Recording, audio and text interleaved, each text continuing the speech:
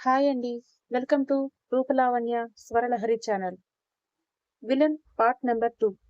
ముందు పార్ట్ ఎవరైనా చూడకపోయింటే అది చూసాక ఇది చూడండి. ఇంకా కథలోకి వెళ్ళిపోదాం. పింటూ పాడుకుంటూ ఆమెకి టిఫిన్ ప్యాకెట్ పట్టుకుని వస్తూ కనిపిస్తాడు. దాంతో తనకి ఆలోచించుకునే టైం కూడా లేదని, ఏదైతే అదే అయిందని దేవుడి మీద భారం వేసి చప్పున చీకట్లో కలిసిపోయి ఆ వీధి నుంచి బయటికి వచ్చేస్తుంది నేత్ర. పింటూ మాత్రం ఆ అమ్మాయి ఇంకా ఇంట్లోనే ఉంది అనుకుంటూ లోపలికి వెళ్తే, ఇక్కడ వీధి మలుపు తిరగగానే కాపు కాసి ఉన్న ధనుంజయ మనుషులు నేత్ర నోటిని నొక్కేసి కాళ్ళు చేతులు గట్టిగా పట్టి మళ్ళీ తమ వ్యాన్లోకి ఈడ్చుకుంటూ తీసుకెళ్లిపోతారు. కాస్త ముందుకు వెళ్ళగానే విక్రమ్ జీప్ ఎదురొస్తుంది. దానితో వాళ్ళంతా కంగారు పడతారు. వాళ్ళతో పాటు విక్రమ్ ని నేత్ర కూడా చూస్తుంది.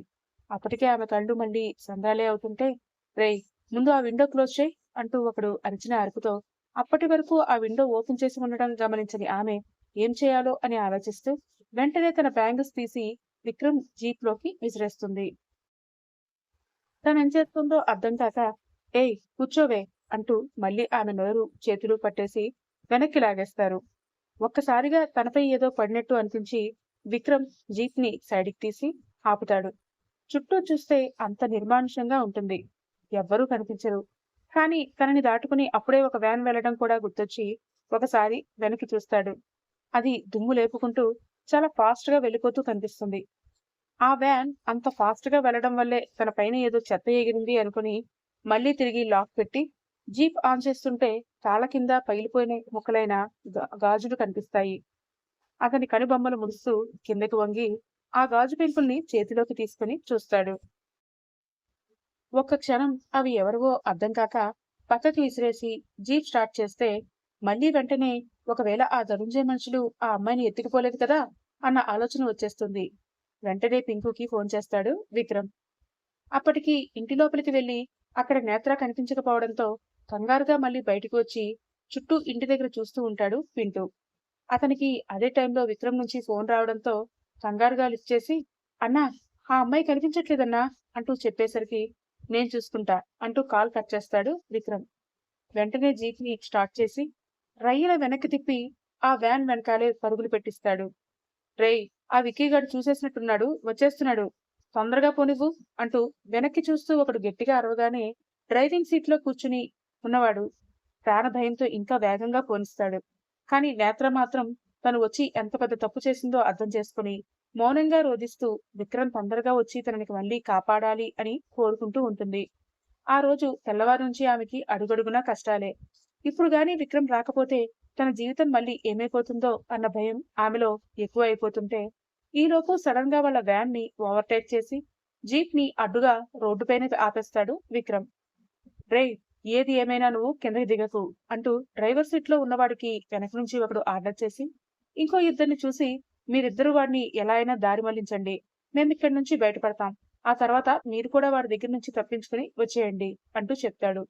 అలాగే అన్నా అంటూ ముందు ఇద్దరు కిందకి దిగి వాడు చెప్పినట్టే విక్రమ్ ని దారి మళ్లించడానికి ప్రయత్నిస్తుంటే, ఎరా, నా ట్రిక్స్ మళ్ళీ నా దగ్గరే వాడుతున్నారా, బుర్రలు పనిచేస్తున్నాయా అంటూ అక్కడే పక్కనే పడున్న పెద్ద రాడ్ తీసి ముందు డ్రైవర్ సీట్ దగ్గర ఉన్న అద్దం పగలగొట్టేస్తాడు విక్రమ్. దాంతో గాజు పెంకులు డ్రైవర్ సీట్ లో ఉన్నవాడి పుచ్చుకుని గట్టిగా అరుస్తూ బాధతో కిందకి దిగిపోతాడు. క్షణంలో వాళ్ళందరి ఎముకలు విరిగిపోయేటట్టు కొట్టేసి వ్యాన్ డోర్ ఓపెన్ చేసి లోపల చేయి పెట్టి దొరికిన వాణ్ణి జుట్టు పట్టుకుని బయటికి ఈడ్చుకుంటూ వచ్చేస్తాడు విక్రమ్. ఒక్కొక్కడిని కొడుతుంటే నేత్ర చూసి భయంతో కళ్ళు మూసుకుంటూ ఉంటుంది. ఎందుకో అవన్నీ ఆమెకి భయం కలిగిస్తుంటే ఒక్కొక్కడు అరుస్తున్న అరుపులకి ఆమె ఉలికి పడుతూ ఒళ్లంతా కంపించిపోతూ ఉండడం విక్రమ్ కూడా ఓ కంట గమనిస్తూనే ఉంటాడు. క్షణంలో వాళ్ళంతా విక్రమ్ దెబ్బలకి తాళలేక కింద పడిపోయి నొప్పులతో దొర్లుతుంటే, ఏంటి ఇంకా ఇక్కడే ఉంటావా, నాతో వస్తావా అంటూ మళ్ళీ గంభీరంగా అడుగుతాడు విక్రమ్. ప్రస్తుతానికి ఇతని దగ్గర నేను సేఫ్ గా ఉండగలను, మెల్లిగా ఎలాగోలా తర్వాత వెళ్ళిపోవచ్చు అనుకుంటూ ఏడుస్తూ అతని వెనకే సైలెంట్ గా వెళ్లి జీప్ లో కూర్చుంటుంది నేత్ర. మళ్ళీ అదే పాడుపడిన ఇంట్లోకి తీసుకెళ్తుంటే బయట నుంచి ఆ ఇంటిని చూస్తూ లోపలికి వెళ్లాలా వద్దా అన్నట్టు ఆలోచనలో పడుతుంది నేత్ర. రెండడుగులు ముందుకు వేసి ఆమె రాకపోవడంతో ఆగి వెనక్కి తిరిగి మళ్ళీ ఏం ఆలోచిస్తున్నావు అంటూ అడుగుతాడు. ఈ ఇల్లు చూడ్డానికి చాలా భయంగా ఉందండి అంటుంది. ఇల్లే కాదు, నేను కూడా భయంకరమైన వాడినే. నాతో కూడా జాగ్రత్తగా ఉండు. ఇప్పుడైతే నోరు మూసుకుని ఇంట్లోకి రా అంటూ ఆమె చేతిని అతనే పట్టుకుని లోపలికి తీసుకొచ్చి డోర్ క్లోజ్ చేస్తాడు. వచ్చేసారా అన్నా? నేనింకా ఏమైందో అని చాలా భయపడ్డాను అంటూ టింకు అనేసరికి, నీకేం చెప్పి వెళ్ళానురా అంటూ పింటూని కొట్టడానికి చెయ్యెత్తుతాడు విక్రమ్.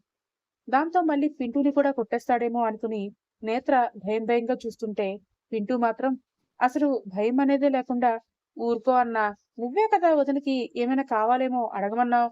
వదినేమో ఆకలిగా ఉంది అంటే టిఫిన్ తేడానికి వెళ్ళాను. నాకేం తెలుసు ఈలోపు ఆ ఎదవలొచ్చి వదినని ఎత్తుకుపోతారని.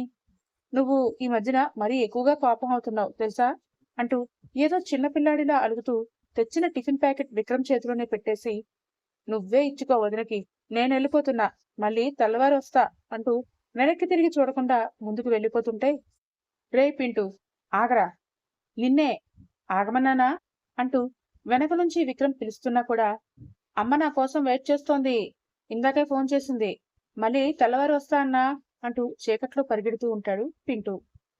గట్టిగా శ్వాస తీసుకుని ఆ టిఫిన్ ప్యాకెట్ తీసుకొచ్చి నేత్ర చేతిలో పెట్టి, ఆ రూమ్ లో వాటర్ బాటిల్ కూడా ఉంటుంది, తినేసి తాగి పడుకో అంటూ అతను మాత్రం అదే హాల్లో దుమ్ము దుమ్ముగా ఉన్న చోటనే కనీసం తుడుచుకోకుండా, కిందన ఏమీ పరుచుకోకుండా పడుకుని రెండు చేతులు తల కింద పెట్టుకుని సీలింగ్ వైపే చూస్తూ ఉంటాడు.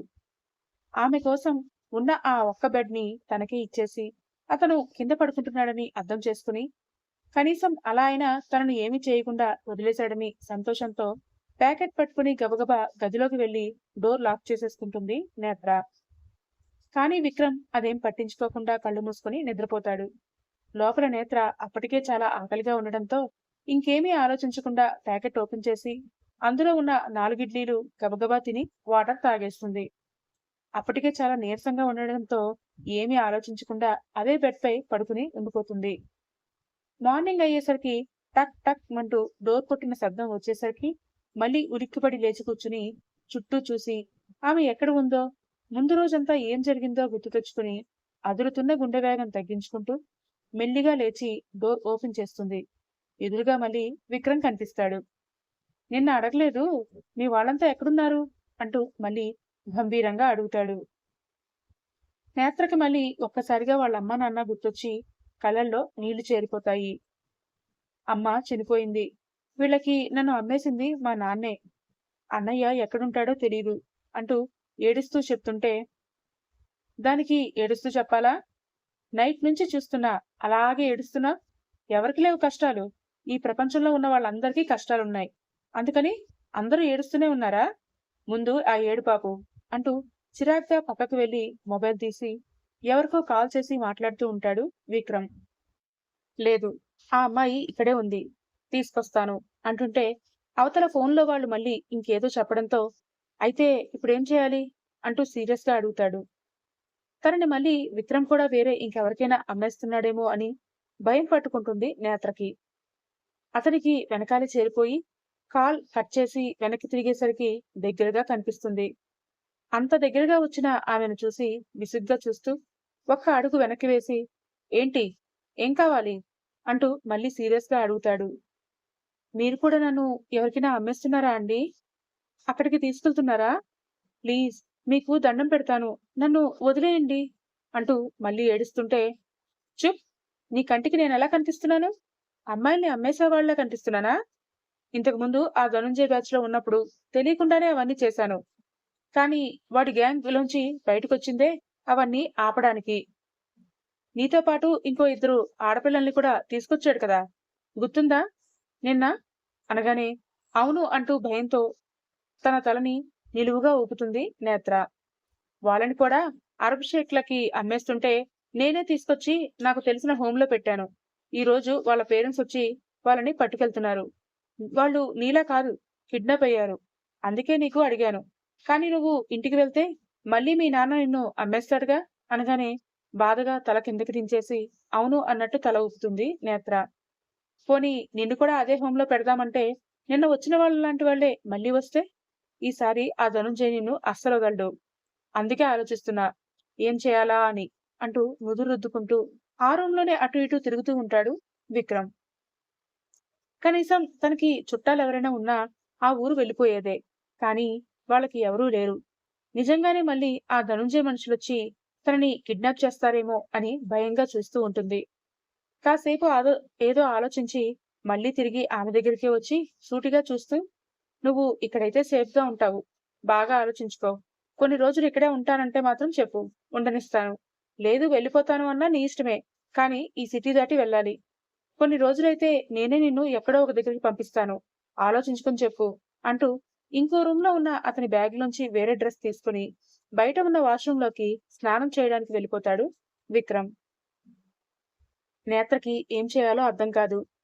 మళ్ళీ వచ్చి బెడ్‌పై కూర్చుని ఆలోచిస్తూ ఉంటుంది. ముందు రోజు అందరూ విక్రమ్‌ని చూసి భయపడటం, అతని చేతిలో చావు దెబ్బలు తినటం అన్నీ ఒక్కొక్కటిగా గుర్తొస్తుంటే, వాళ్ళందరికీ విక్రమ్ అంటే ఎంత భయమో ఆమెకి అర్థమవుతుంది. ఇంటికి వెళ్తే వాళ్ళ నాన్న ఖచ్చితంగా మళ్ళీ అమ్మేస్తాడు. లేదంటే మళ్ళీ వాళ్ళే వచ్చి తనని తీసుకెళ్ళిపోతారు. హైదరాబాద్ దాటి వెళ్ళాలి అన్నా తనకి ఇంకెవరూ తెలీదు. ఎక్కడికి వెళ్ళగలదు?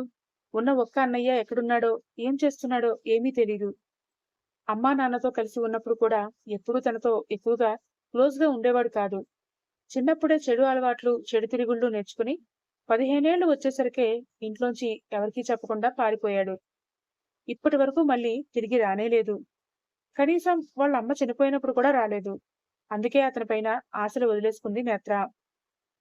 అలా ఎంతసేపు ఆలోచించినా ఎక్కడికి వెళ్ళాలో తోచక అతను చెప్పినట్టు అక్కడే ఉండాలని నిర్ణయించుకుంటుంది. నడుం వరకు ఒక టవల్ కట్టుకొని, తలని ఇంకో టవల్‌తో తుడుచుకుంటూ డోర్ వరకు వచ్చి ఆ డోర్ పైన కొడతాడు విక్రమ్. ఉలిక్కిపడి లేచి కూర్చుని విక్రమ్ చూసి భయంతో వెనక్కి తిరిగిపోతుంది. ఇతనేంటి అలా షర్ట్ లేకుండా నా ముందుకొచ్చి తిరుగుతున్నాడు? కనీసం డ్రెస్ అయినా వేసుకోవచ్చు కదా! అని మనసులోనే తిట్టుకుంటూ ఉంటే, "ఏం ఆలోచించావ్?" అంటూ మళ్ళీ అడుగుతాడు విక్రమ్. మళ్ళీ మరోసారి ఆ గదిని చూస్తుంది. పాడుపడిన దెయ్యాల కొంపలాగే అనిపిస్తున్నా, వేరే ఆప్షన్ లేక ఇక్కడే ఉంటానండి అంటుంది మెల్లిగా. మంచిది. నేను ఉదయం వెళ్లి మళ్ళీ నైట్ వస్తూ ఉంటాను. అప్పటి వరకు ఇక్కడ నీకు పింటూ తోడుగా ఉంటాడు. ఇంట్లోకి వాళ్ళు అడుగు పెట్టరు. నాకు ఆ విషయం బాగా తెలుసు. నిన్న కూడా నువ్వు ఇంటి బయటికి వెళ్లి ఉంటావు. అంతేనా? అని అడిగేసరికి అప్పటి వరకు ఆ విషయం అతనికి తెలీదు అనుకున్నా, ఆమె భయంతో వెనక్కి తిరిగి అతన్నే చూస్తుంది. ఆమె మొహంలో భయం చూసి అతను చిన్నగా నవ్వుతూ, "ఇక్కడి నుంచి తప్పించుకోవాలని అనుకున్నావా? తప్పించుకుంటే ఏమవుతుందో ఇప్పుడు ప్రాక్టికల్‌గా తెలిసింది కాబట్టి, ఇక నుంచైనా చాలా జాగ్రత్తగా ఉండు. ఎవరేం చెప్పినా వెంటనే నమ్మేసి వెళ్ళిపోవడం కాదు" అంటూ ఏం జరిగి ఉంటుందో అర్థం చేసుకుని అక్కడి నుంచి వెళ్ళిపోతాడు విక్రమ్. అమ్మో! ఏమో అనుకున్నాను. ఈ రౌడీగాడు చాలా తెలివైనవాడే. ఏది ఏమైనా వీడి నుంచి కూడా చాలా జాగ్రత్తగా ఉండాలి అనుకుంటూ కనీసం తనకి ఇంకో డ్రెస్ కానీ, థింగ్స్ కానీ ఏమీ లేక ఏం చేయాలా అని ఆలోచిస్తుంటే, "నేను పింకూకి చెప్తాను. నీకు కావాల్సినవన్నీ తెస్తాడు" అంటూ కనీసం వెనక్కి తిరిగి చూడకుండా నెక్ లేని రౌండ్ టీ షర్ట్ మీద చెక్స్ ఉన్న ఫార్మల్ షర్టు, కిందన బ్లాక్ జీన్స్ ప్యాంట్ వేసుకుని అదే రఫ్ బియర్డ్‌తో చెదిరిపోయిన క్రాఫ్‌ని చేత్తోనే అటు ఇటు సర్దుకుంటూ అక్కడి నుంచి వెళ్ళిపోతాడు విక్రమ్. అతని కళ్ళు చిరుతలా మెరుస్తూ, గాజు కళ్ళు ఉంటే ఒత్తైన కనుబొమ్మలు, సూదిగా ఉండే ముక్కు, గుండ్రటి మొహం, మ్యాన్లీగా ఉండే మీసం, గొంతులో బేస్ పలికిస్తూ అచ్చం రౌడీలాగే ఉంటాడు. అతను వెళ్ళిపోయాక ఏం చేయాలో తెలియక మళ్ళీ అదే రూమ్‌లోకి వెళ్లి కూర్చుంటుంది నేత్ర. ఇంకొక పావుగంటలో మళ్ళీ ఏదో పాట పాడుకుంటూ పింటూ వస్తున్న శబ్దం ఆమెకి వినిపిస్తుంది. "వదినా" అంటూ పిలిచి తను ఇంకా బెడ్‌రూమ్‌లోనే ఉండడంతో అక్కడికే వస్తాడు పింటూ. "వదినా, ఇందులో నీకు brush, paste, tongue cleaner, soap, shampoo అన్నీ తీసుకొచ్చాను. ఈ కవర్‌లోనేమో డ్రెసెస్ ఉన్నాయి. అదిగో అక్కడ టిఫిన్ పెట్టాను. వాటర్ కూడా తెచ్చాను. మధ్యాహ్నం లంచ్ తీసుకొస్తాను. ఇంకా ఏమైనా కావాలా?" అంటూ అడుగుతాడు పింటూ. ఏమీ వద్దు అన్నట్టు తల అడ్డంగా ఊపేస్తుంది నేత్ర. "సరే అయితే. నేను మళ్ళీ వస్తాను. ఇక్కడే పక్కనే ఉంటాను. బయటకొచ్చి గట్టిగా పింటూ అంటే చాలు వచ్చేస్తా" అని సరదాగా నవ్వుకుంటూ అక్కడి నుంచి వెళ్ళిపోతాడు పింటూ. వాళ్ళ నాన్న చేసిన పని వల్ల దయ్యాల కొంపలాంటి అలాంటి ఇంట్లో ఒంటరిగా మిగిలిపోయిందని చాలా సేపటి వరకు ఏడుస్తూనే ఉంటుంది నేత్ర. కానీ అలా ఏడ్చినా లాభం లేదని కాసేపట్లోనే ఆమెకి అర్థమయ్యి కన్నీళ్లు తుడుచుకుని పింటూ తెచ్చిన ప్యాకెట్స్ అన్ని ఒక్కొక్కటిగా ఓపెన్ చేసి ముందు బ్రష్ చేసి స్నానం చేసి కొత్త డ్రెస్ వేసుకుంటుంది. తర్వాత దేవుడికి దండం పెట్టుకుందామంటే ఆ రూమ్‌లో ఒక్కటి కూడా దేవుడి ఫోటో గాని, విగ్రహాలు గాని ఏవీ కనిపించవు. హాల్‌లో అయినా కనిపిస్తాయని చూస్తుంది. అక్కడ గూడా ఉండక అలా మొత్తం ఇల్లంతా వెతుకుతూ ఉంటుంది. అది మొత్తం 2 బెడ్‌రూమ్స్, ఒక హాల్, కిచెన్, బయట వరండా, వెనక పెరట్లో వాష్‌రూమ్, బాల్కనీ అన్నీ ఉంటాయి. కానీ అన్ని రూమ్స్ ఖాళీగానే ఉంటాయి. ఆఖరికి బయట ఎండిపోయిన మొక్కల్లో తులసి మొక్క చిన్నగా చిగురు ఉండడం కనిపించి దానికి కొద్దిగా నీళ్లు పోసి దండం పెట్టుకుని లోపలికొచ్చి పింటూ తెచ్చిన టిఫిన్ ని తింటుంది నేత్ర. మళ్ళీ అలా మధ్యాహ్నం వరకు కూర్చుని పింటూ వచ్చే వరకు ఎదురు చూడటమే ఆమె పని. లంచ్ ప్యాకెట్ పట్టుకుని మళ్ళీ వస్తాడు పింటూ. మళ్ళీ అదే బెడ్ పై డల్ గా కూర్చుని ఏదో ఆలోచిస్తున్న నేత్ర కనిపిస్తుంది పింటూకి. ఏంటి ఈ వదిన ఎప్పుడు చూసినా అలా డల్గా మొహం పెట్టుకుని కూర్చుంటుంది, ఏమీ మాట్లాడదు అంటూ అక్కడే ఉన్న చిన్న స్టూల్ ని ఆ బెడ్రూమ్ లోకి తీసుకెళ్లి ఆమె ఎదురుగా వేసుకుని చూస్తున్నా కూడా అతను వచ్చింది కూడా పోల్చుకోలేనంత దీర్ఘంగా ఆలోచిస్తూ ఉండిపోతుంది నేత్ర. వదినా, వదినా, అంతలా ఏం ఆలోచిస్తున్నావు? ఇదిగో నీకోసం లంచ్ ప్యాకెట్ తీసుకొచ్చాను అంటూ పక్కన పెడతాడు. దానికి కూడా ఏం సమాధానం చెప్పదు నేత్ర. ఏమైంది వదినా? అన్న ఏమైనా అన్నాడా అంటూ అడగగానే విక్రమ్ కోసమే అతను అడుగుతున్నాడని ఆమెకి అర్థమవుతుంది. మీ అన్న నన్నెందుకంటాడు అంటుంది కోపంగా చూస్తూ. అంటే మీ ఇద్దరు మొగుడు పిల్లలు కదా. మా ఇంట్లో మా నాన్న మా అమ్మని ఎప్పుడూ ఏదో ఒకటి అంటూనే ఉండేవాడు. మా అమ్మ మా నాన్నని తిడుతూనే ఉండేది. అందుకే అడిగాను అని నవ్వుతుంటే, మేమిద్దరం మొగుడు పిల్లలని నీకెవరు చెప్పారు అంటూ మళ్ళీ గట్టిగా అరుస్తుంది నేత్ర. అమ్మో! ఏమో అనుకున్నా వదినా. నీకు కూడా పెద్ద నోరే ఉంది. మా అన్న దగ్గర ఆ మాత్రం నోరుండాలిలే.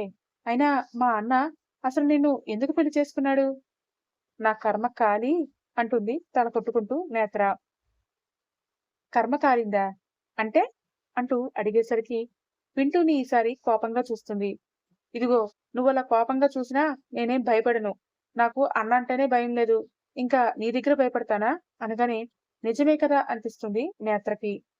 ముందు రోజు అంతమంది, ఆఖరికి ఆ ధనుంజయ్ అతని మనుషులు కూడా విక్రమ్‌ని చూసి భయపడ్డారు. కానీ రాత్రి విక్రమ్ పింటూని కొట్టడానికి చెయ్యెత్తినా కూడా అతనిలో కొంచెం కూడా భయం అనేదే కనిపించలేదు. తనకు నచ్చినట్టే చేసి, చెప్పాల్సింది చెప్పి అక్కడి నుంచి వెళ్ళిపోయాడు. అది గుర్తొచ్చి ఆశ్చర్యంగా చూస్తూ, అవును, అందరూ అతన్ని చూస్తే భయపడుతున్నారు కదా! నీకు భయం లేదా? అని అడుగుతుంది. దానికి పింటూ గట్టిగా నవ్వేస్తూ, నాకెందుకు అన్నంటే భయం? అన్నకి నేనంటే చాలా ఇష్టం. అలాగే అన్నంటే నాకు కూడా చాలా ఇష్టం. నేను, అన్న, కుమార్ బావ ఇంతకు ముందు చిన్నప్పటి నుంచి ఆ ధనుంజయ్ దగ్గరే ఉన్నాం. తెలిసి తెలియక వాడు చెప్పిన పనులన్నీ చేసేవాళ్ళం. కానీ ఒకరోజు జరిగిన గొడవల్లో మా కుమార్ బావ చచ్చిపోయాడు. దానికి కారణం ఆ ధనుంజయే. అలా జరుగుతుందని వాడికి తెలిసి కూడా అక్కడికి పంపించాడు. అడిగితే ఇంతమంది కుర్రాళ్ళని మేపుతున్నాను. నా కోసం ఒక్కడి ప్రాణాలు ఇవ్వలేడా? అంటూ చాలా చిన్న చూపు చూసి తక్కువగా మాట్లాడాడు. వాడి కోసం మేము ఏమో ప్రాణాలు ఇవ్వడానికి కూడా సిద్ధమైతే మా ప్రాణాలంటే వాడికి లెక్కే లేదు. అప్పుడే అన్నకి కోపం వచ్చి వాడి దగ్గర నుంచి బయటకొచ్చేశాడు. ఇప్పుడు వాడు చేస్తున్న పనులన్నీ ఆపడానికి మా అన్న ప్రయత్నాలు ఆల్మోస్ట్ బిజినెస్‌లన్నీ కొలాప్స్ చేసేసాము. ఇంకొన్ని రోజుల్లో వాడిని పోలీసులకి రెడ్ హ్యాండెడ్ గా దొరికేలా చేస్తాం. దానికి అన్న చాలా ప్లాన్లు వేశాడు అంటూ విక్రమ్ గురించి గొప్పగా చెప్తాడు. కానీ మధ్యలో కుమార్ బావ అని చెప్తున్నప్పుడు మాత్రం అతని కళ్ళల్లో కూడా నీళ్లు తిరగడం చూసి షాక్ అవుతుంది నేత్ర. అంటే ఇలాంటి రౌడీలకు కూడా ఫ్రెండ్షిప్, ప్రేమ బంధాలు, అనుబంధాలు ఉంటాయా అని ఆమె ఫీలింగ్. ఏంటి వదిన అలా చూస్తున్నావు అంటూ మళ్ళీ పింకు అడిగేసరికి ఏం లేదు. అయితే మీ అన్న రౌడీ మంచివాడేనా అని అడుగుతుంది. మంచివాడేనా అని అడుగుతూ మళ్ళీ రౌడీ అంటావేంటి వదినా? అయినా మా అన్న నీకు మొగుడు. మర్యాద ఇవ్వు అంటూ మళ్ళీ నవ్వుతూ వెటకారంగా అంటుంటే, చాల్లే, మెడలో తాళి కట్టేస్తే మొగుడైపోతారా? అయినా నాకు నీ రౌడీ మీద అలాంటి ఫీలింగ్స్ ఏం లేవు. అతనికి కూడా నా మీద అలాంటివేం లేవు.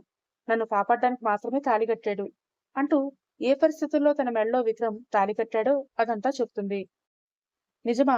నేనింకా అన్న నిన్ను ఎక్కడో చూసి లవ్ చేసి, ఆ ధనుంజయ్ నుంచి నిన్ను కాపాడ్డానికి వస్తున్నాడేమో, నిన్ను ప్రేమించాడు కాబట్టి పెళ్లి చేసుకున్నాడేమో అనుకున్నాను. అనగానే, అతను నన్ను చూసిందే నిన్న. మా ఇద్దరికీ అసలు పరిచయమే లేదు. ఇక్కడి నుంచి నేను తొందరలోనే వెళ్ళిపోతాను అంటుంది నేత్ర. నిజంగానే ఆమెకి అప్పుడు విక్రమ్ మీద సరైన అభిప్రాయం ఉండదు. ఎంత తొందరగా అక్కడి నుంచి వెళ్ళిపోవాలా అని ఆలోచిస్తూ ఉంటుంది. అదేంటి వదిన అలా అంటావు? అంటే నువ్వు అన్నతో కలిసుండవా? అంటూ కాస్త కంగారుగా అడుగుతాడు పింటూ. మీ అన్నతో నేనెందుకు కలిసుంటాను? చెప్తున్నా కదా ఇది అసలు పెళ్ళే కాదని అంటూ మెడలో తాళిని చూపిస్తూ చెప్తుంది నేత్ర. నేను మాత్రం నువ్వు ఇంకా అన్నతోనే ఉండిపోతావేమో అనుకున్నాను. అన్న చాలా మంచివాడు. ఎంతమంది అమ్మాయిల్ని కాపాడుతున్నాడో తెలుసా? అనగానే ముందు రోజు డాక్టర్ చెప్పిన మాటలన్నీ గుర్తొచ్చి అవన్నీ పింటూతో చెబుతుంది. తస్సదియ్య! ఆ డాక్టర్ నీకు అలా చెప్పిందా? నాకు తెలిసి ఆ ధనుంజయ మనుషులు బెదిరించి అలా చెప్పి నిన్ను బయటికి రప్పించి ఉంటారు. అందుకే ఆవిడ అలా చెప్పింది గాని, అన్న చాలా మంచోడు.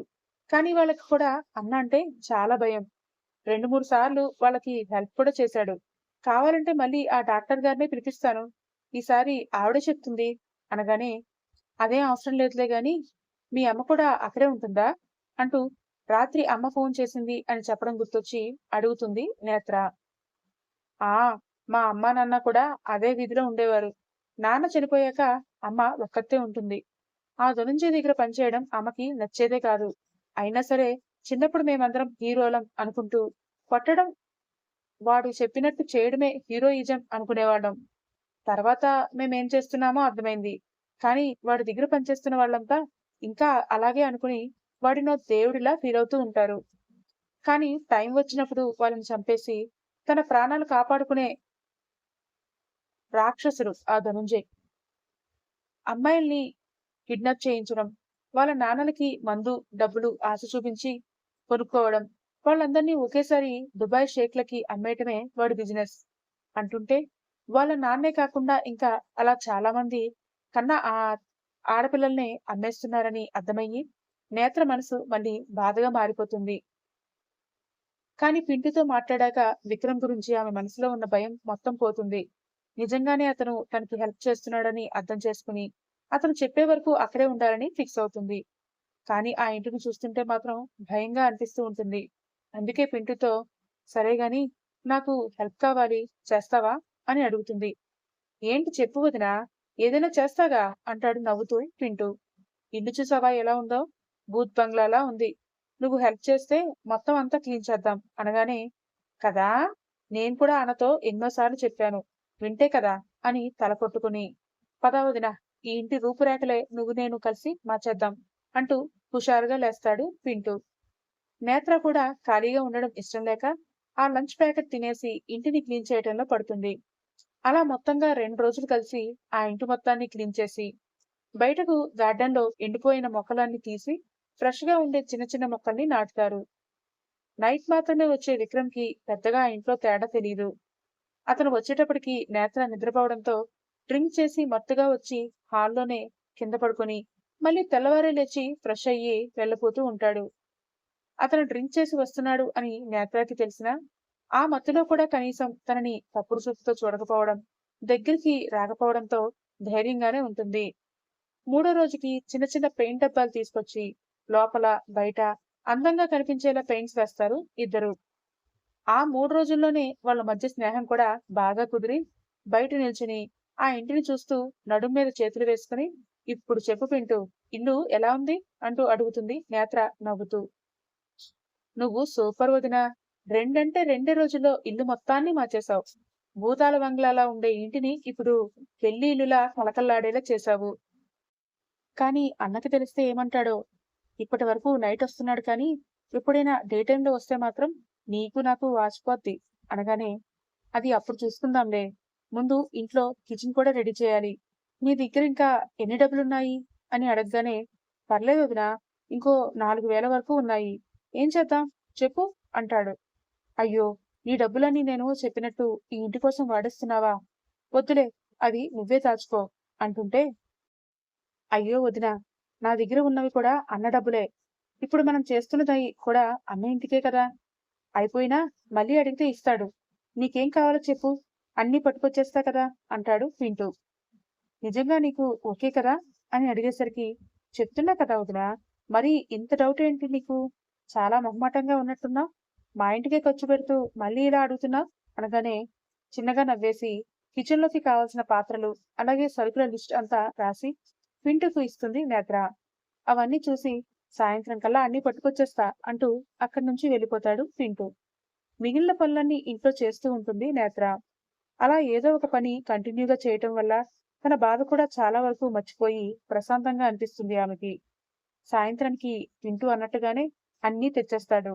ఇద్దరూ కలిసి కిచెన్ మొత్తం సర్దేసి, హమ్మయ్య! ఇక్కడి నుంచి వంటకు కూడా ఏ ప్రాబ్లం ఉండదు అంటుంటే, నిజమే వదినా!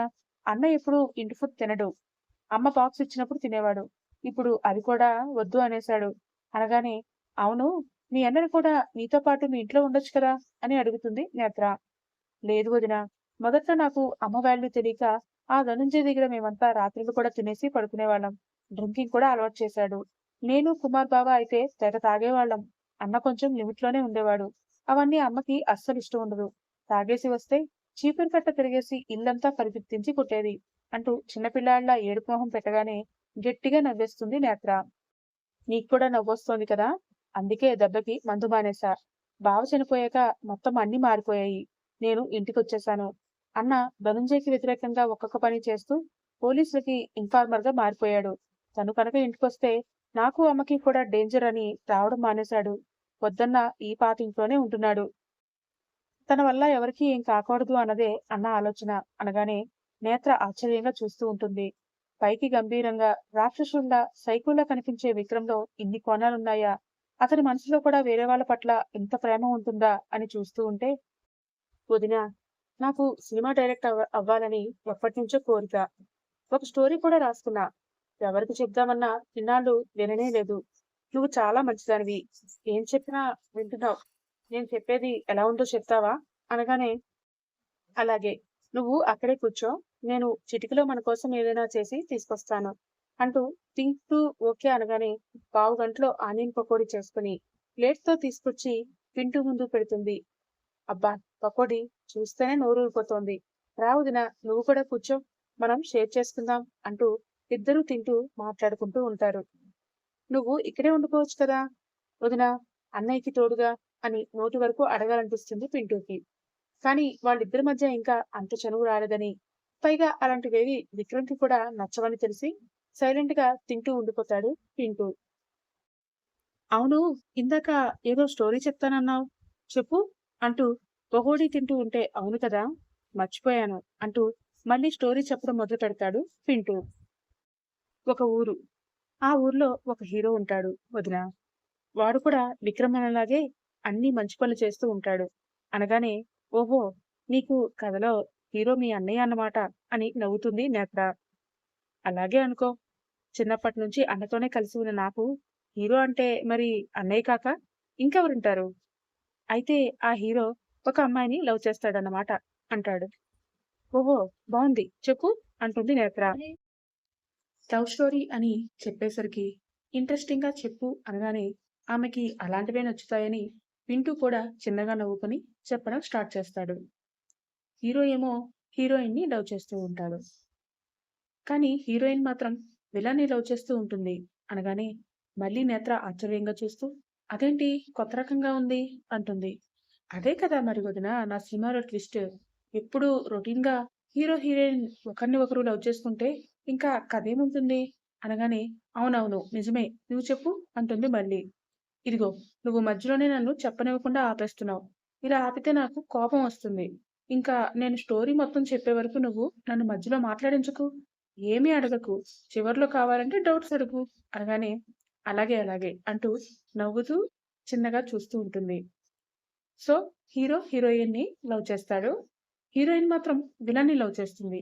కానీ విలన్ హీరో వాళ్ళ చెల్లిని లవ్ చేస్తాడు. హీరో వాళ్ళ చెల్లి హీరోయిన్ వాళ్ళ అన్నయ్యని లవ్ చేస్తుంది. హీరోయిన్ వాళ్ళ అన్నయ్య విలన్ వాళ్ళ చెల్లిని లవ్ చేస్తాడు. ఇంకా విలన్ వాళ్ళ చెల్లి అనగానే, వద్దు, ఆపేయ్, నాకు కాదు బాబోయ్ అంటూ పొట్ట పట్టుకుని కింద పడుకుని మరీ నవ్వేస్తూ ఉంటుంది నేత్ర. అదేంటి వదినా, ఇంకా సగం స్టోరీ కూడా చెప్పలేదు అంటూ పొంగుమూతి పెట్టుకోగానే, ఇంకా ఏంటి బాబు, ఇంకా ఎవరు మిగిలిపోయారని, నా వల్ల కాదు, నవ్వి నవ్వి కడుపు నొప్పి వచ్చేస్తోంది అంటూ అలా నవ్వుతూనే డోర్ వైపు చూసేసరికి ఎప్పుడు వచ్చాడో తెలియదు కానీ వాళ్ళనే చూస్తూ కనిపిస్తాడు విక్రమ్. దెబ్బకి నవ్వడం ఆగిపోయి చప్పున లేచి నిల్చుంటుంది నేత్ర. ఏమైంది వదినా అంటూ పింటూ కూడా ఆమె చూసిన వైపే చూసి, అరే అన్నా, ఎప్పుడొచ్చా అంటూ లేచి నిల్చుంటాడు. కానీ విక్రమ్ మాత్రం వాళ్ళిద్దరినీ సీరియస్‌గా చూస్తూ ఏమీ మాట్లాడకుండా వేరే రూమ్‌లోకి వెళ్ళిపోతాడు. మీ అన్నకి అసలు మొహంలో ఎప్పుడు నవ్వే రాదా? ఎప్పుడు చూసినా మొహం అలా సీరియస్‌గా పెట్టుకొని చూస్తాడు అని అడుగుతుంది నేత్ర. కుమార్ బావ బతికున్నప్పుడు మేమందరం చాలా సంతోషంగా ఉండేవాళ్ళం. అప్పుడు మాకు కష్టాలనేవే తెలీదు. కానీ ఒకసారి మేము ఏం చేస్తున్నామో తెలిసి, మా నుంచి మా బావ దూరమయ్యాకే అసలు జీవితం అంటే ఏంటో తెలిసింది అంటూ బాధగా మారిపోతాడు పింటూ. అతని మూడ్ చేంజ్ చేయాలని, సరేలే ముందు ముందు మీ అన్న ఎప్పుడూ లేనిది ఆ రూమ్‌లోకి ఎందుకు వెళ్ళాడో, పైగా ఆ రూమంతా మనం నీట్‌గా చేశాం కదా! ఎలా చూస్తున్నాడో చూద్దాం పద అంటూ ఇద్దరూ దొంగచాటుగా వెళ్లి తలుపు పక్కన నుంచి నక్కి నక్కి లోపలికి చూస్తారు. విక్రమ్ అక్కడ గోడని ఒక చేత్తో పట్టుకొని, ఇంకో చేత్తో పొట్ట పట్టుకొని గట్టి గట్టిగా నవ్వుతూనే ఉంటాడు. అది పింటూ చెప్పిన స్టోరీ వల్లే అని వాళ్ళిద్దరికీ కూడా అర్థమయ్యి, ఆశ్చర్యంగా చూస్తూ ఉంటారు. విక్రమ్ అంతలా నవ్వడం ఎప్పుడు వచ్చినప్పటి నుంచి నేత్ర చూడకపోతే, చాలా సంవత్సరాల తర్వాత విక్రమ్ అలా నవ్వడం పింటూ చూస్తాడు. చూసావా నా గ్రేట్‌నెస్ అన్నట్టు కాలర్ ఎగరేయగానే నేత్ర కూడా బొటనవేలు చూపుడు వేలు కలిపి రౌండ్‌గా పెట్టి సూపర్ అన్నట్టు సైగ చేస్తుంది. సరే డిన్నర్ కూడా ప్రిపేర్ చేసేస్తాను. మీ అన్న కూడా వచ్చాడు కాబట్టి అందరం కలిసే తిందాం అంటూ పింటూని తీసుకెళ్లి కిచెన్‌లో చిన్న చిన్న పనులన్నీ చెప్తూ హెల్ప్ చేస్తుంటే అరగంటలో వంట మొత్తం కంప్లీట్ చేసి మీ అన్నని పిలువు అంటుంది నేత్ర. కానీ ఆమె మనసులో మాత్రం భయంగానే ఉంటుంది. ఎందుకంటే ఆ రోజు తర్వాత విక్రమ్ ఆమెతో మళ్ళీ ఎప్పుడు మాట్లాడనే లేదు. ఎప్పుడూ లేట్‌గా వచ్చి పడుకుని ఎర్లీ మార్నింగ్ లేచి రెడీ అయ్యి వెళ్ళిపోతూ ఉంటాడు. కానీ ఇప్పుడు కాస్త ఎర్లీగానే వచ్చి తను రెడీ చేసిన ఇంటిని మొత్తం చూశాడు. దానికి ఏమంటాడో అని ఆమె భయపడుతూ ఉంటుంది. అన్నా, వదిన వంట చేసేసింది. నిన్ను కూడా రమ్మంది అని పిలవగానే, వంటా? ఇక్కడా? ఏమంటున్నారా? అంటూ సీరియస్‌గా అడుగుతాడు విక్రమ్. అరే నిజమన్నా! వంటకు కావాల్సినవన్నీ కూడా ఇందాక నేనే కొని తెచ్చేశాను. ఇప్పుడు ఇల్లు చూడు ఎంత బావుందో! అంతా నేను వదినే కలిసి రెడీ చేశాం. ఇన్నాళ్ళు క్లీన్ చెయ్యు అన్నా కూడా నువ్వు అసలు విన్నావా? వదినొచ్చాక చూడు ఇంటి రూపురేఖలే మారిపోయాయి. అందుకే ఇంటికి ఇల్లాలు అవసరం అంటారు అంటూ డబుల్ మీనింగ్‌తో చూసి నవ్వుతుంటే చచ్చావురా నా చేతిలో అంటూ వెనకే పరిగెడుతుంటే అతనికి దొరకకుండా ఇల్లంతా పరిగెడుతూ నవ్వుతూ ఉంటాడు పింటూ. వాళ్ళని అలా చూసి హమ్మయ్య! ఏమీ అనలేదు అని నవ్వుకుంటూనే తను వండిన పాత్రలన్నీ కూడా హాల్లోకి తెచ్చి కింద పెడుతుంది నేత్ర. అది పింటూ చూసి, అబ్బా! ఎప్పుడు మా అమ్మ వంట తిని తిని బోర్ కొట్టింది. వదిన వంట చేసేసింది. నాకు తినాలనిపిస్తోంది. నువ్వు కావాలంటే ఇల్లంతా తిరుక్కో ఇంకాసేపు. నేను మాత్రం తినేస్తా అంటూ వచ్చి ఆత్రంగా కూర్చుని ప్లేట్‌లో తనే అన్నీ వడ్డించుకుంటూ ఉంటే, నవ్వుతూ తను కూడా వేస్తూ ఉంటుంది నేత్ర. విక్రమ్ మాత్రం రాకుండా అలాగే నిల్చొని చూస్తుంటే, మీరు కూడా రండి. అన్నీ వడ్డించేస్తాను అంటుంది ఏదోలా అనిపిస్తుంటే నేత్ర. ఫస్ట్ టైం అలా ఒక అమ్మాయి దగ్గర సైలెంట్‌గా ఉంటూ వచ్చి కూర్చుంటాడు విక్రమ్. నోట్లో ముద్ద కలుపుకొని పెట్టుకునేసరికి ఆహాహా! ఎంత బావున్నాయో వదినా! నువ్వు వచ్చి మా అమ్మకి కాస్త వంట నేర్పు. ఎప్పుడు చూసినా చెండాలంగా చేస్తుంది. అయితే ఉప్పు, లేదంటే కారం. ఏదో ఒకటి ఎక్కువ అవడం గ్యారంటీ. ఇందులో అన్నీ కరెక్ట్‌గా ఉన్నాయి. ఎంత బావుందో తెలుసా? అంటూ విక్రమ్‌ని చూసి అన్నా! నువ్వు కూడా తిను. చాలా బావున్నాయి అంటూనే ప్లేట్ మొత్తం ఖాళీ చేస్తూ ఉంటాడు పింటూ. ఇవన్నీ అసలు ఇప్పుడు ఎందుకు తీసుకున్నార్రా? ఆ పిల్ల వెళ్ళిపోతే ఇవన్నీ వేస్ట్ కదా! నువ్వు చేస్తావా అప్పుడు వంట? విక్రమ్ ఓ పక్క తింటూనే గంభీరంగా అడుగుతుంటే కాస్త భయంగా వింటూనే చూస్తుంది నేత్ర. నాలుక బయటపెట్టి ఒక కన్ను మూసి లైట్‌లే అన్నట్టు సైగ చేస్తాడు పింటూ. ఇంకా విక్రమ్ కూడా ఏమీ మాట్లాడకుండా అన్నీ బాగుండడంతో కడుపు నిండా తిని లేస్తాడు. హమ్మయ్య! నాకిప్పుడు నిద్రొస్తోంది. అర్జెంట్‌గా ఇంటికి వెళ్ళిపోవాలి. వదినా నేను మళ్ళీ రేపొస్తాను. అన్నా బాయ్. గుడ్ నైట్ అంటూ చెప్పేసి వాళ్ళ నుంచి రిప్లై రాకముందే ఆవలింతలు తీస్తూ గుమ్మం వరకు వెళ్ళిపోయిన పింటూ మళ్ళీ వెనక్కి తిరిగి నేత్ర వైపే చూస్తూ వదినా నువ్వెప్పుడు ఇక్కడే అన్నయ్యకి నాకు తోడుగా ఉండిపోవచ్చు కదా! నువ్వు వచ్చిన ఈ 3 రోజులు నాకు ఎంత హ్యాపీగా అనిపిస్తోందో తెలుసా? అందుకే అడిగాను అంటూ నేత్ర అతను ఏమన్నాడో అర్థం చేసుకునే లోపే అక్కడి నుంచి పరిగెత్తుకుంటూ వెళ్ళిపోతాడు. పింటూ మాటలకి విక్రమ్ కూడా షాక్ తింటూ నేత్రనే చూస్తే భయంతో తడబడుతూ అక్కడ గిన్నెలన్నీ పట్టుకొని వంటింట్లోకి వెళ్ళిపోతుంది నేత్ర. ఆ వెధవకి ఎప్పుడు ఏం మాట్లాడాలో కూడా తెలీదు. ఆ అమ్మాయి ఏమనుకుందో ఏంటో అని ఆలోచిస్తూనే అతని కోసం అంటూ ఒక రూమ్ రెడీ చేయడంతో అక్కడికే వెళ్ళి రూమ్ అంతా చూస్తూ ఉంటాడు విక్రమ్. బట్టలన్నీ నీట్‌గా సర్దేసి ఉంటే, కిందన చిన్న పరుపు వేసి దాని మీద బెడ్‌షీట్, పిల్లోస్ అన్నీ వేసుంటాయి. అప్పటి వరకు హాల్‌లోనే నేల మీదే కిందే పడుకుంటూ ఉంటాడు విక్రమ్. నెక్స్ట్ డే మళ్ళీ మామూలుగా విక్రమ్ రెడీ అయ్యి బయటికి వెళ్ళిపోతే, పింటూ వచ్చేలోపు విక్రమ్ బట్టలేమైనా ఉంటే తన బట్టలతో వాష్ చేద్దామని అతని రూమ్‌లోకి వెళ్లి ఒక్కొక్కటి తీస్తూ ఉంటుంది నేత్ర. అందులో బట్టలు తీస్తుంటే అనుకోకుండా ఒక ఫోటో కింద పడుతుంది. అది తీసి చూసిన వెంటనే ఆమె కళ్ళు నీళ్లతో నిండిపోతాయి. అప్పుడే అక్కడికొచ్చిన పింటూ "వదినా" అంటూ పిలుస్తూ లోపలికి చనువుగా వచ్చేస్తాడు. ఆమె చేతిలో ఫోటో, అలాగే కన్నీళ్లు చూసి ఏమైందో అర్థం కాక "వదినా ఏమైంది?" అంటూ ఆ ఫోటో తీసుకుని చూస్తాడు. అందులో పింటూ, విక్రమ్‌తో పాటు ఇంకో వ్యక్తి కూడా నవ్వుతూ ఉంటాడు. కానీ అది చూసి నేత్ర ఎందుకేడుస్తోందో మాత్రం పింటూకి అర్థమవక "వదినా ఎందుకేడుస్తున్నావు? ఇప్పుడు ఏమైంది?" అని అడుగుతాడు. "ఆ ఫోటోలో ఆ ఫోటోలో" అంటూ ఉంటుంది గానీ, పూర్తిగా అడగలేక పింటూని చూస్తే, "ఇందులో నేను అన్న కాకుండా ఇంకొకరు ఎవరో అని అడుగుతున్నావా? అతనే మా బావ కుమార్. తనంటే మా ఇద్దరికీ ప్రాణం. ఆ ధనుంజయ్ మమ్మల్ని మోసం చేసి మా ప్రాణాలు పోతాయి అని తెలిసినా కూడా ఒక దగ్గరికి పంపించాడు. అక్కడ జరిగిన గొడవలో బావ ప్రాణాలు పోయాయి. చివరి వరకు తనని కాపాడడానికి అన్న ఎంతో కష్టపడ్డాడు. కానీ బావ చనిపోయాడు" అంటూ వింటూ కూడా చిన్నగా బాధపడుతుంటే, నేత్ర చాలా గట్టిగా ఏడుస్తుంది. "ఏమైంది వదినా? నువ్వెందుకేడుస్తున్నావు?" అంటూ అడుగుతుంటే, "కుమార్ కాదు, ప్రతాప్ కుమార్ మా అన్నయ్య" అంటూ కిందనే కూర్చుని ఏడుస్తుంటే, వింటూ కూడా ఒక్కసారిగా ఆశ్చర్యపోతాడు. "అంటే కుమార్ మీ అన్నయ్యనా?" అని అడుగుతాడు ఆశ్చర్యంగా. "అవును. కానీ అన్నయ్య చనిపోయిన విషయం నాకు ఇప్పటి వరకు తెలీదు" అంటుంది అలాగే ఏడుస్తూ. "బావ చనిపోయి 2 ఏళ్లయింది. ఇంటి నుండి వచ్చేశాక ఒక్కసారి కూడా మళ్ళీ వెనక్కి వెళ్ళలేదు. విక్రమ్ అన్నకి పుట్టినప్పటి నుంచి ఎవరూ లేరు. అందుకే వాళ్ళిద్దరూ ఒకరికొకరు ఉండేవారు. కానీ కుమార్ బావ మీ అన్నయ్యనే అని మాకు అస్సలు తెలీదు" అని ఒక్క క్షణం ఏదో ఆలోచిస్తూ, "విక్రమ్ అన్నకి ఈ విషయం తెలుసా?" అంటూ సీరియస్‌గా అడుగుతాడు. "ఏమో నాకు తెలీదు" అనేసి అక్కడ్నుంచి ఏడుస్తూ తన రూమ్‌లోకి వెళ్లి డోర్ వేసేసుకుంటుంది నేత్ర. ఎంతైనా తన అన్నయ్య కాబట్టి బాధపడుతోందని పింటూకి కూడా అర్థమయ్యి సైలెంట్‌గా అక్కడి నుంచి మళ్ళీ వెళ్ళిపోతాడు. సాయంత్రం అయ్యాక ఆ రోజంతా ఏడ్చి ఏడ్చి తలనొప్పిగా అనిపిస్తుంటే టీ పెట్టుకోవడానికని బయటికి వస్తుంది నేత్ర.